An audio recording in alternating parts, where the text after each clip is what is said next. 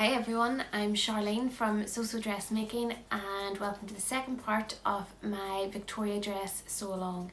So today I will be putting together the bodice, so the pleats on the bodice and the binding along the neckline, and I'll probably put the shoulders together as well so that it's all put together.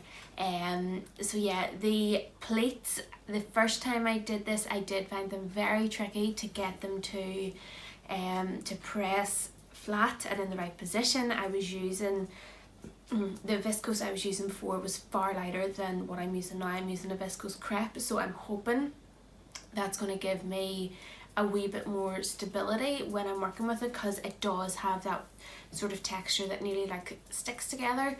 So yeah, I'm hoping that they are going to play a wee bit nicer this time. But yeah, so we will but I have a few tips. If you are using really lightweight viscose, I have a few tips for you that you can use to get a really nice clean plate on the front of your bodice. So we will get started. So the plates on the pattern are marked, and I'll put a better picture in case you can't see this. So it goes 1, 2, 1, 2, 1, 2, and then 2, 1 here. So the 2s are the outside of the plate, and then the 1s are being brought in together underneath to make the box plate on the outside. So what I'm actually going to do, I'm going to match up the ones on top and bottom and just sew a line of basting stitches the whole way down, because that's going to give it a bit more stability and make it a wee bit easier then to press the plates. So we will start off with that.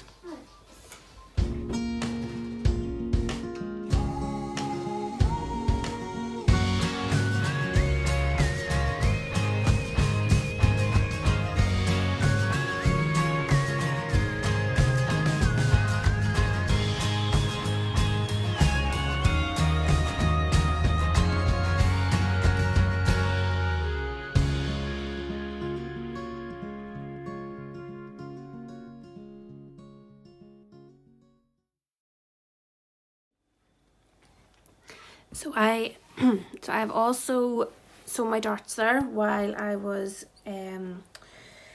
sewing those first few plates. So when I sew my darts, let's see if this will focus, as I get to the end, instead of having to tie this off, I actually just reduce my stitch length. Let's see, what is it on this side? It's white on white is not the best for showing this.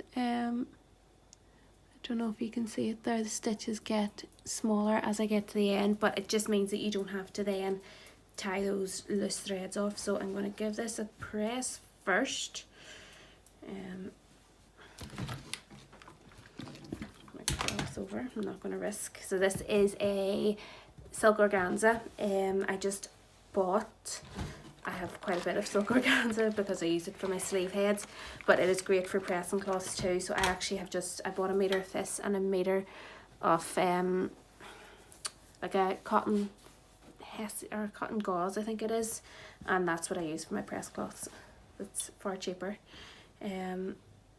So the tricky thing when doing this, and what I found when I was pressing the pleats before, because you're pressing them along the bias here, so the straight grain is running this way, so as you're folding these you're trying to work against the grain as well, which does make it tricky. So I'm actually going to give it a wee press from this side to get that line a wee bit crisper.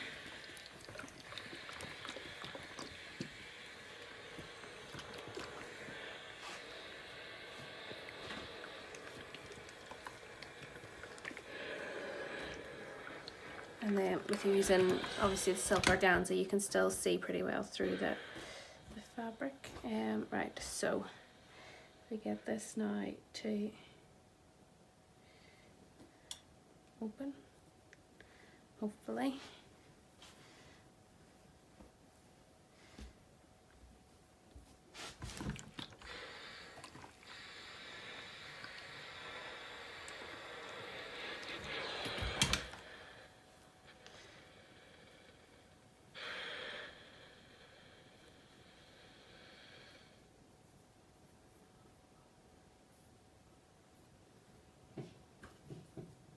So the fabric does just want to twist the right way, so like along the straight grain. It just doesn't want to press along this bias here.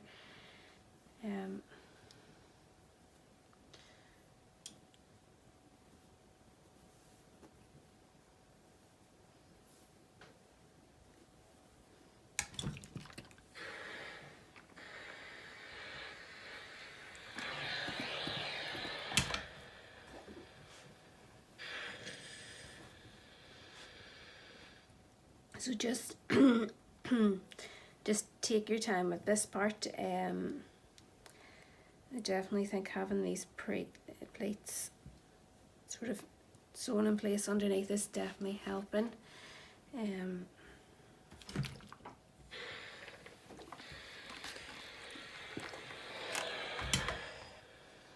Compared to the last time I was doing this anyway.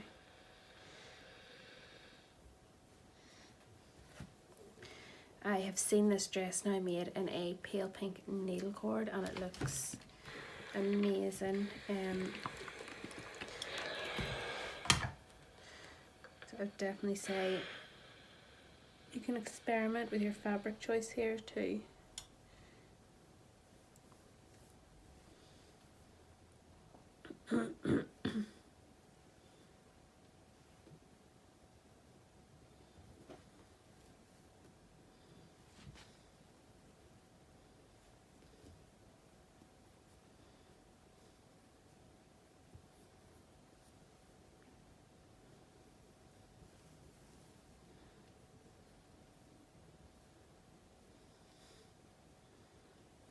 It really just wants to twist.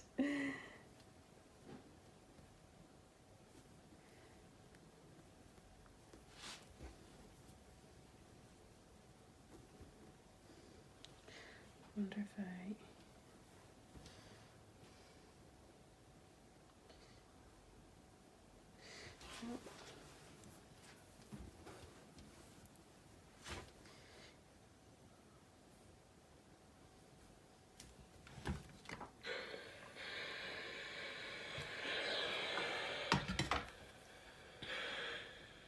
Yeah, I think I've got that one.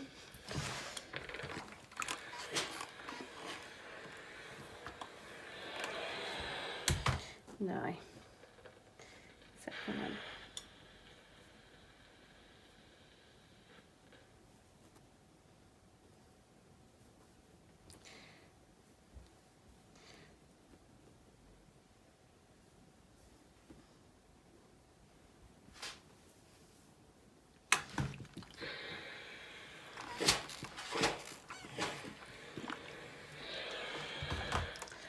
And I think I've got that now. Just give that another wee press there. So yeah, as you can see, it's quite tricky, I think, getting the pleats in place because you're working against the grain line and it just doesn't not want to fold the way you want it to fold. But yeah, I'm pretty happy with those pleats there. I'll give that another wee press underneath. I think that one's just not sitting out as flat. Yeah, nearly had it. So yeah, I will keep playing about with these and then get the other one pressed as well.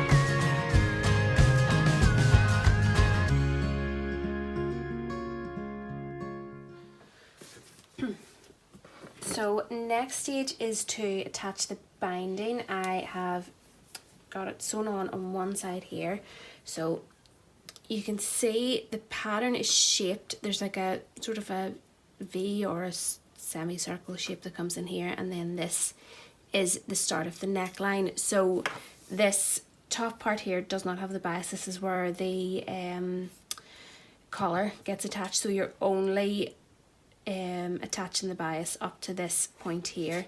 I'll pop a wee diagram in to make it a wee bit clearer if you're not sure.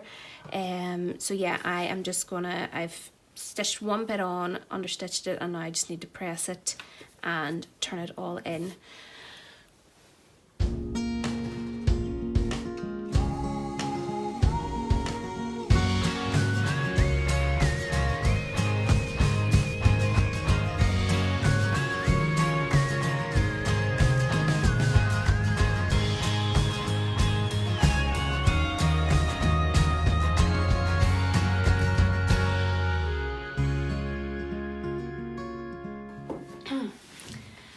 So that is part one done. We have the, oh, here we go. So the pleats are on, the bias binding is in, and it's attached at the shoulders. So the next step is going to be adding the collar and the sleeves, and then we will be moving on to the waistband and skirt. So I hope you have enjoyed this, and if you have any questions at all, please just leave them down below in the comments or send me a wee message and I will get back to you. Thank you all for watching, and I will chat to you soon. Bye.